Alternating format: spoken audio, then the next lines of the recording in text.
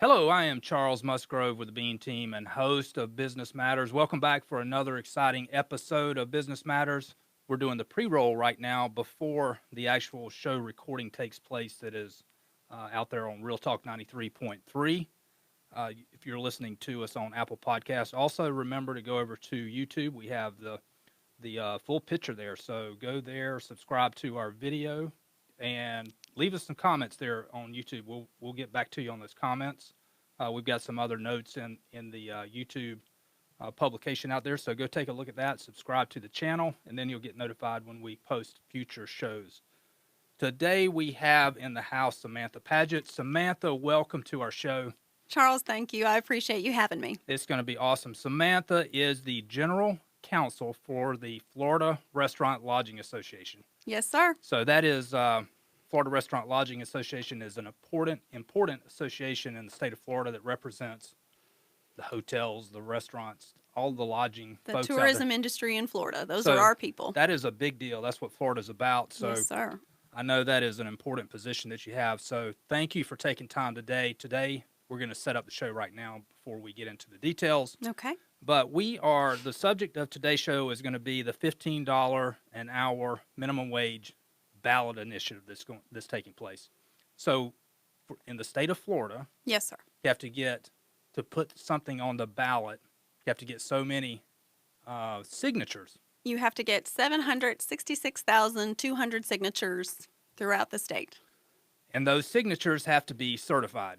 They have to be certified. They have to meet a list of requirements. The signature gatherers have to be registered. And once you get those signatures, they have to be verified by the Secretary of State. All right. So I believe that the signatures have been verified. So there are enough signatures that we will have that on the ballot this year in 2020. All of the requirements, not only do you have to have the signatures, but you also have to have a financial estimating impact report. You also have to have confirmation approval from the Supreme Court of the state of Florida, and they have recently indicated their support. Now, their support doesn't mean that they support the subject matter. Right. It just simply says that they have their scope of review as they look at, does it make sense? Is it clear? If you put this before the voter, do they clearly understand what it is that they're voting for, and does it meet all of the specific requirements to get on the ballot? And they have said that yes, this initiative does. So it does look like this is something we will vote on in November of 2020. All right, so this is a big deal. So $15 an hour. So we've heard a lot in the national news about a living wage, the raising the minimum wage to $15 an hour. So now we get it in the state of Florida. So now this decision is coming before the voters in the state of Florida. Yes. So is it a simple majority? No, in the state of Florida, it has to be over 60%. Okay. So to get approved to become the law of the land, 60% of voters in Florida have to say, yes, we want this to become part of our Constitution in Florida. all right. So we'll talk more in the show about the effects of this, whether it's good, whether it's bad, what are the good things, what are the bad things, why you should love it, why you should hate it. So I know that the Florida Restaurant Lodging Association, they've taken a position on this, and we'll discuss that in detail on the show. But I guess if we compare this to a recent landmark decision in the state of Florida that was a ballot initiative also that achieved the 60%, that was the legalization of medical marijuana. Yes. So very similar process, or probably the exact same process. It is. And just so happened that the same person behind the legalization of medical marijuana is also behind putting the ballot initiative on the $15 minimum wage. So that's John Morgan. So he was instrumental in putting the ballot initiative for legalization of medical marijuana. Now we have the same person behind the $15 an hour minimum wage. Yes. So in the show, we will dive into some of the details on what has happened in other communities. The state of Florida is not the first to face this, nor will they be the last. What's coming out with good statistics, bad statistics. I'm sure statistics are you can twist those to whatever position that you want to take. And what's it look like? What's the process from here to vote time? So we'll go through that during the show also. I think this is going to be a great show. That this affects a lot of people. You could be dramatic and say this affects every citizen in the state of Florida. That may not be an overstatement, but it's going to affect a lot of people. It's going to affect how people are paid. It's going to affect the price of products and Pricing, services goods and services, absolutely. so it's a big ripple effect to those doing the work, those providing the service, to those paying for it and paying for the service, paying for the goods. So it's going to be a big ripple effect in the economy in the state of Florida, and let's talk about that. I think it's going to be interesting, and it affects the small business owner, it affects the small business, and that's our audience. That's who we talk to. So we bring the issues that matter to the business owner, and we try to help them. This is an outlook for what they need to expect if this passes. Well, we appreciate the opportunity to talk about it with your viewership and your listeners. We think it's an extremely important topic, and we think that now is the time. November seems like it's very far away. That maybe it's something you don't have to address right away, but we believe that it's the conversation that people need to be having now. We need to be talking about this issue now, so people truly understand what the impact of this initiative is. Agree. I totally agree with that. So with that being said, John, give us some music, and we'll roll right into the show.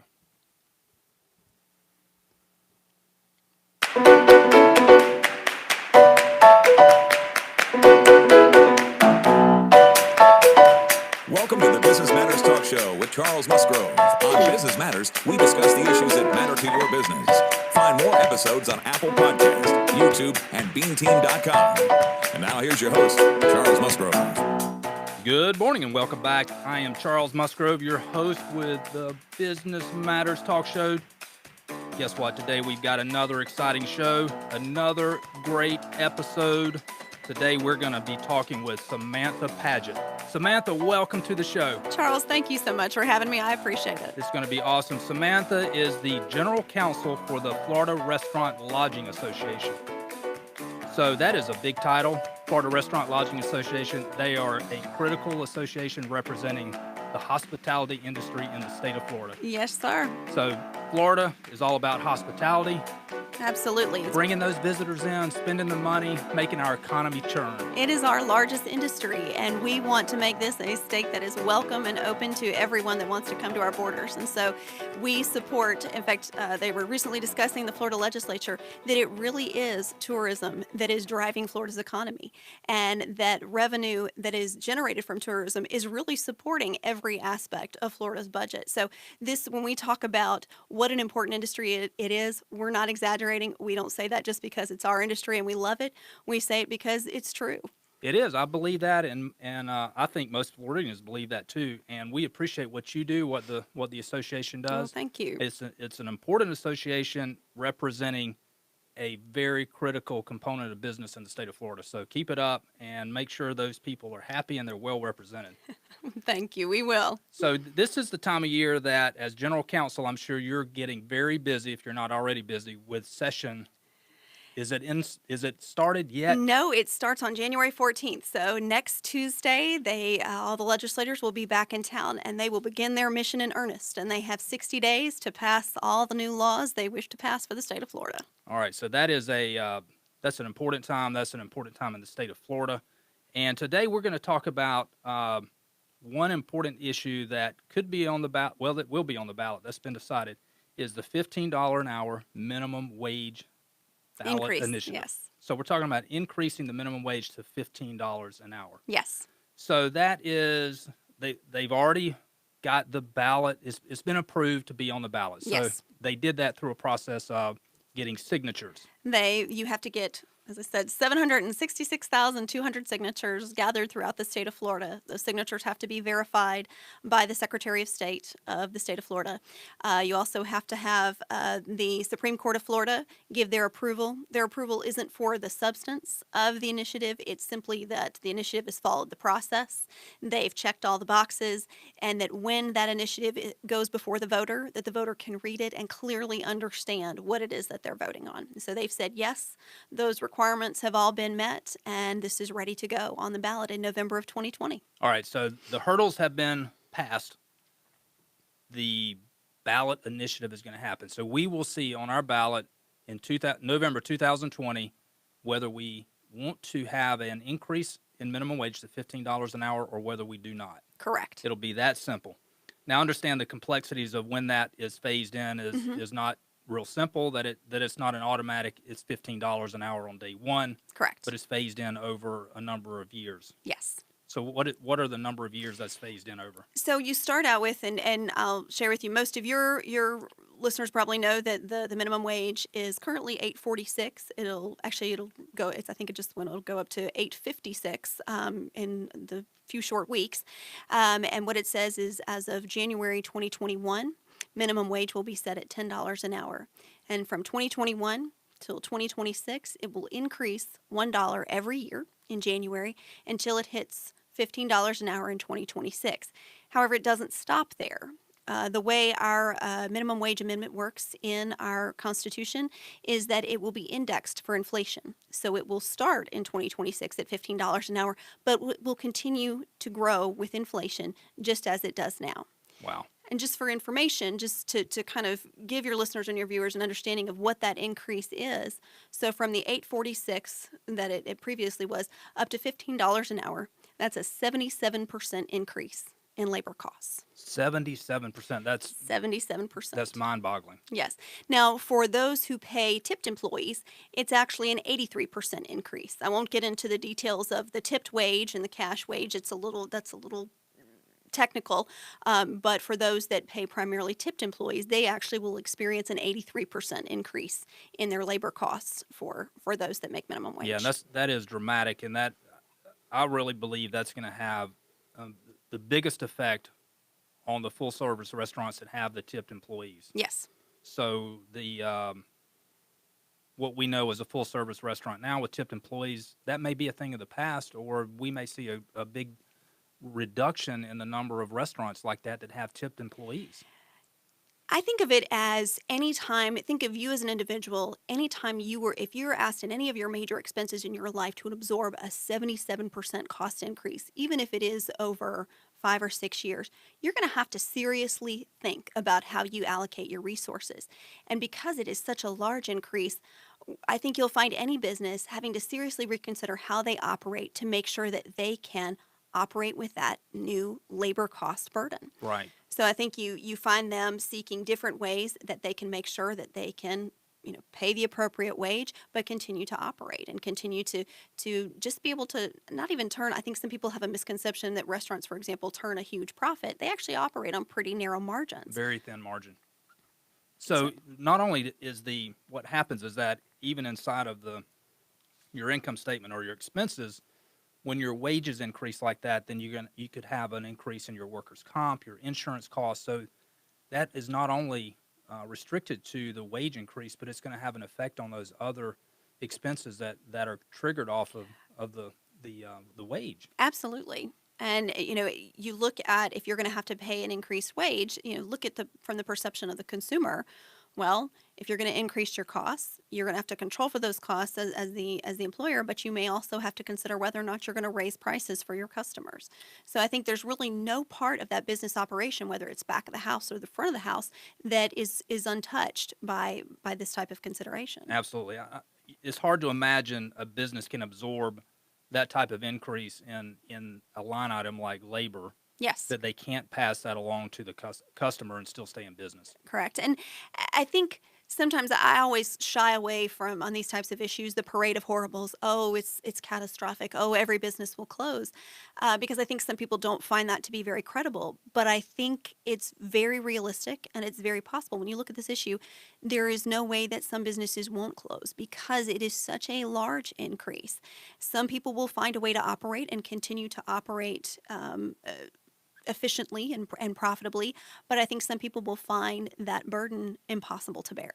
What are the other impacts that happen when you increase the starting wage for an employee? So if you already have, let's say you already have employees that are working at $15 an hour, and now that starting point it starts at 15. That has to have not just an effect on who you bring in, the new person that you're going to hire at minimum wage. It impacts the staff you already have. So if you have a dedicated staff that has been with your business for a number of years, that they have worked from minimum wage to $15 an hour, and now you bring in the new person on day one, they're making $15 an hour, then what does that communicate to that loyal staff, loyal member of your team that's been there? Do they say, okay, this is just the law of the land and I roll with it? Or do they say, hey, I deserve to be paid more now than just the person that's walking in the door? And you have, what we call wage compression that pushes every other wage up and the costs of things up, because you're going to have to absorb that cost. You're going to have to, your pay scale for your entire staff is going to have to change. Right. So, when you hear that the minimum wage is going to increase, I think the initial instinctive response is, well, that's good that Yes. people will be paid a higher wage. Yes. But upon further look, that may not bear out that you can actually pass that higher compensation along to the same amount of employees, or that it actually trickles down to them. It's not a matter on day one of just saying, okay, here's your higher wage, because they can't absorb that cost. So it becomes a matter of, okay, for you, employee one, I now have to pay you $15 an hour in 2026. I don't just have that extra 77% increase laying around. So what do? I can cut your hours. I can change your benefits, fringe benefits. We have some employers that offer tuition or offer health benefits or, different things. I have one member who says that he has this loyal member, these loyal members of his team, and that he happily pays them overtime because they're reliable. They know the system in his restaurant. And he said at the point at which there's a $15 minimum hour wage, he cannot afford to pay time and a half. He cannot afford over $22. So he will no longer pay that loyal staff that overtime because he simply can't afford it and continue to operate. He'll have to change and reallocate the way he reallocates and reallocate those hours to different employees. And so it's not simply a matter of getting an increase. It's a matter of how do you pay for that increase. For other businesses, I mean, we've seen it in different service businesses, an increased use of automation. Right. So in the retail industry, you see more self-checkout lines. In our restaurant industries, you've seen some restaurants rely more heavily on kiosks that are at their table. I've even seen, videos of trade shows of automated bartenders, of a significant increase in the use of iPads and other kiosk type of programs. And so it changes the nature of the business and that customer interaction between the business and the customer. So I think it doesn't come without significant change in that business. Right. And I think you have, I don't know how it relates to the increase in the minimum wage. I think it probably relates to advance in technology and just the overall increase in the cost of the employee cost. But you see it in the larger organizations like Walmart when you mention the automated checkout. So that's almost become a thing to expect now, that you're going to see fewer people at people checker outers versus the kiosk that you check out, the self checkout. And you see that at McDonald's and other fast food restaurants where they're going to the kiosk type of system. So they've got fewer paid employees and they're putting their money in the technology. So that really braces them for an increase in costs like this that may be passed along to them. Yes, because it changes the way, if you have a machine, it doesn't require workers' comp. It doesn't call out sick. It doesn't require additional benefits. And so if you say, okay, I've got this large cost increase, well, what about if I just use a machine to do this? Then it's a one-time cost. There are minimal upkeep costs, and I've still, my level of operations hasn't changed, but I found a way to not have this significant cost increase on my labor line. Right. Yeah, that is. I guess that's the sad part of it. It's good that we advance as civilization and our technology increases, but a lot of times the unintended consequences, we have fewer people doing those tasks.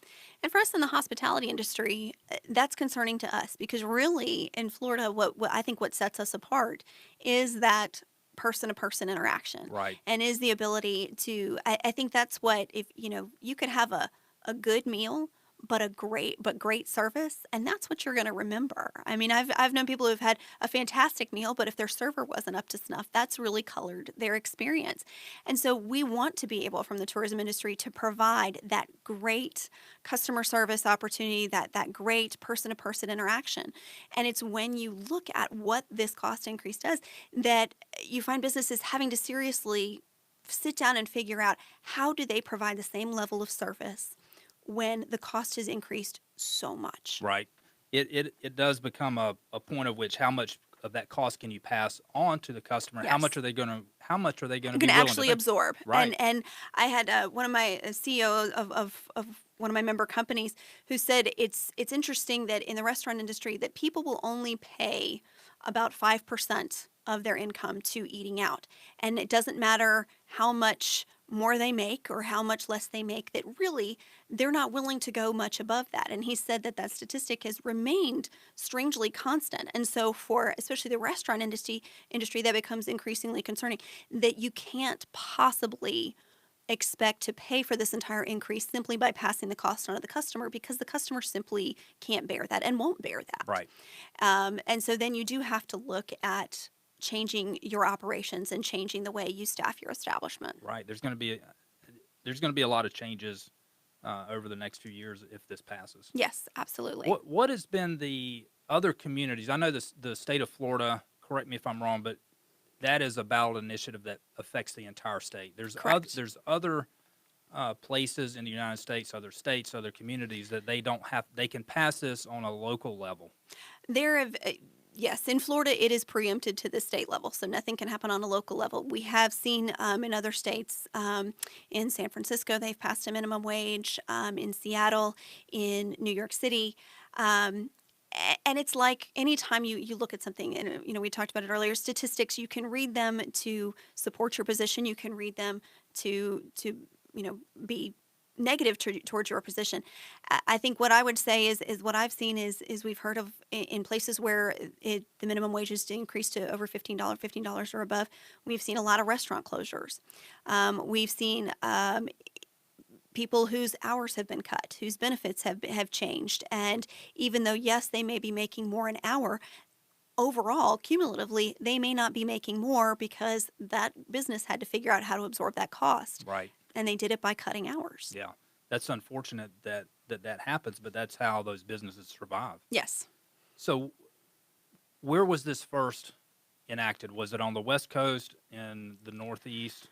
I can't say with any degree of accuracy. I say it's probably in larger urban areas. Like I said, New York City, San Francisco, Seattle, those are the ones that I was most aware of. And again, you have reports that say it was absolutely great for those areas. There was out of the Congressional Budget Office, they did a look at it because actually on the federal level, the U.S. House passed a minimum wage increase to $15 an hour. And so they did a study of it, and they said, immediately, over 1 million people will be lifted out of poverty, which if you stopped there, that sounds fantastic. Right. But almost an equal number of people will find themselves without a job. Wow. So when you balance that out, yes, you want to celebrate that people have been lifted out of poverty, but what do you do about the people who are now without a job?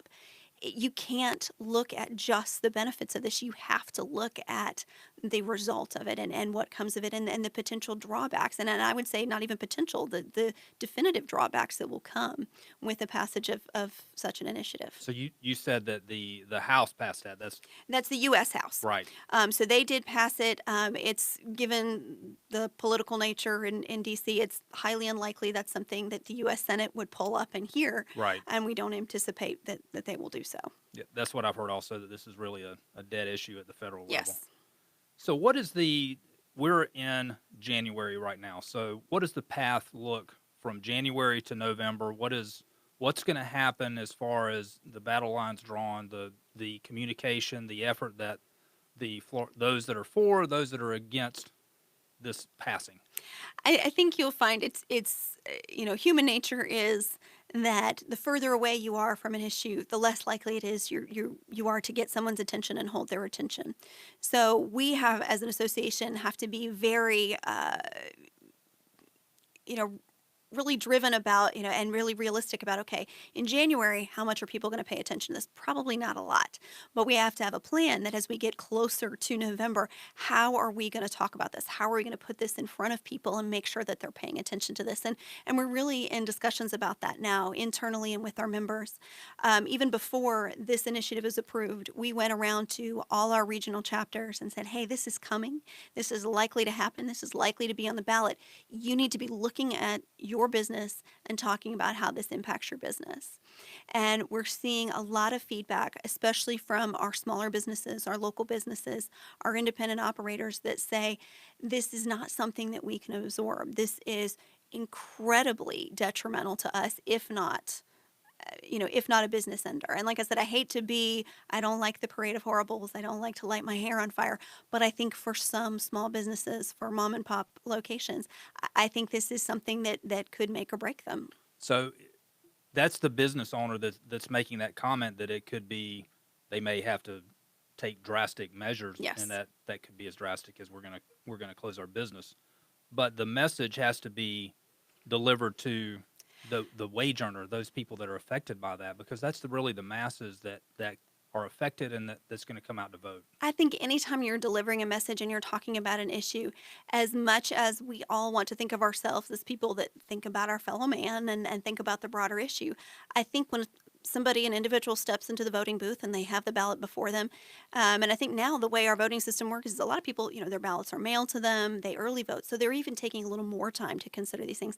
I think it's human nature to think about, okay, how does this impact me directly? So as a business association, it's our job not to just have people consider, oh my gosh, the business will close. It's to talk about what the impact is to the individual, the impact to your neighbor, the impact to, let's talk about if you have a teenager. How likely is it, how much more difficult is it for them going to be to get their first job?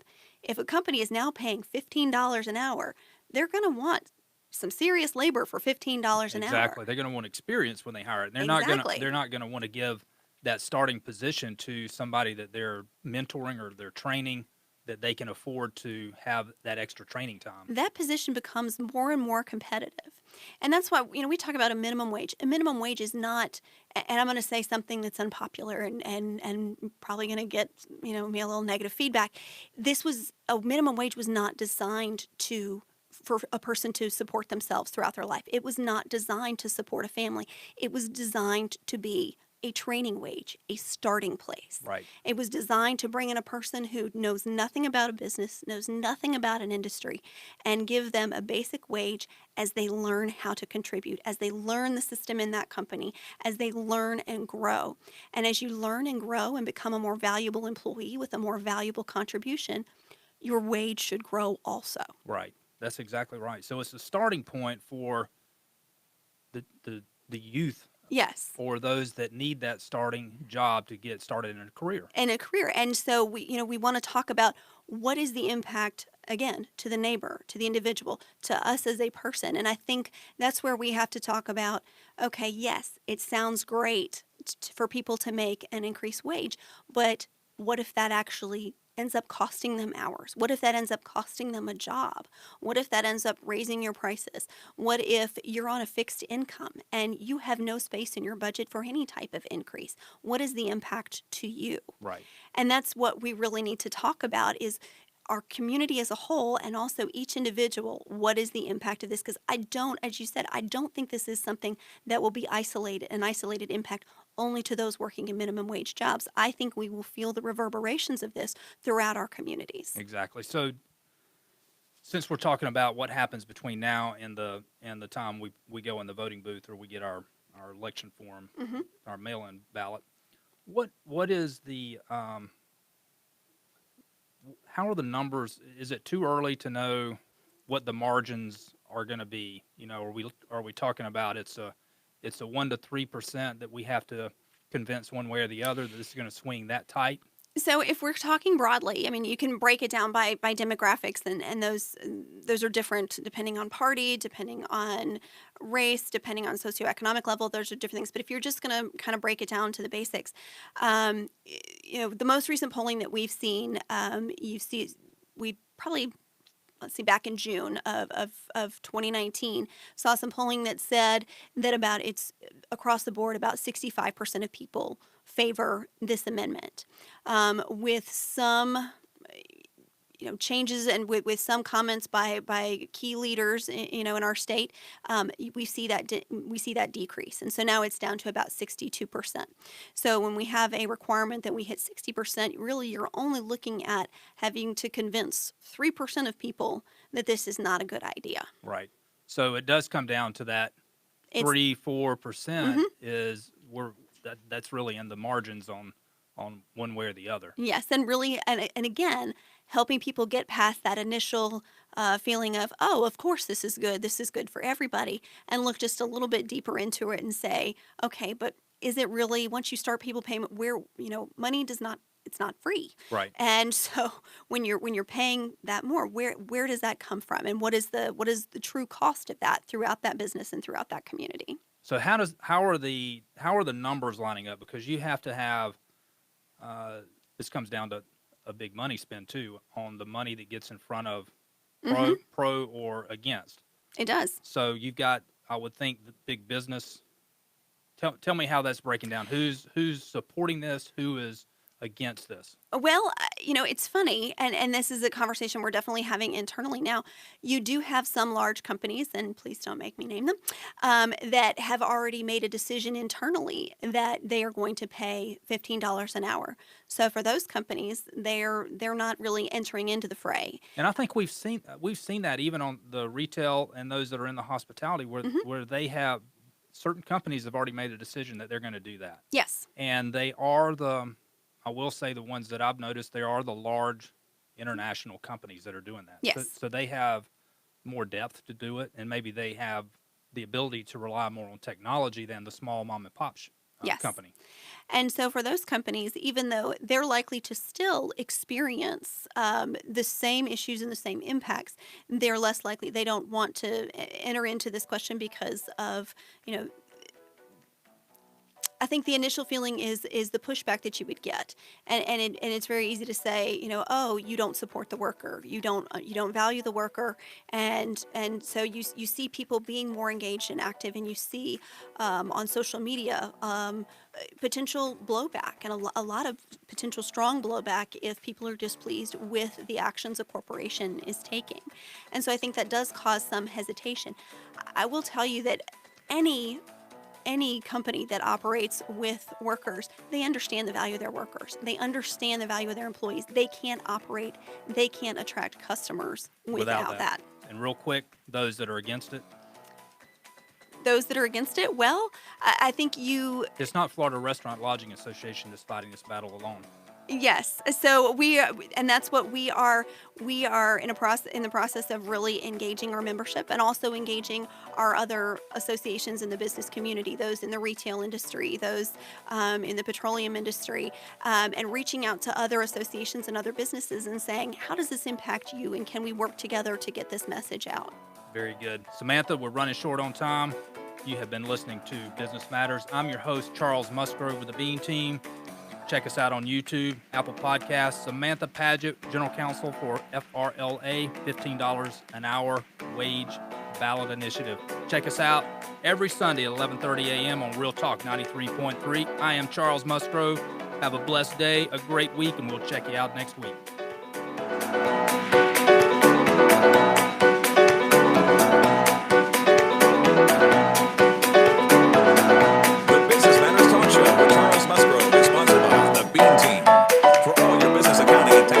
Needs, visit beanteam.com or call 893-7710. You can listen to more episodes of Business Matters on Apple Podcasts, YouTube, or visit beanteam.com.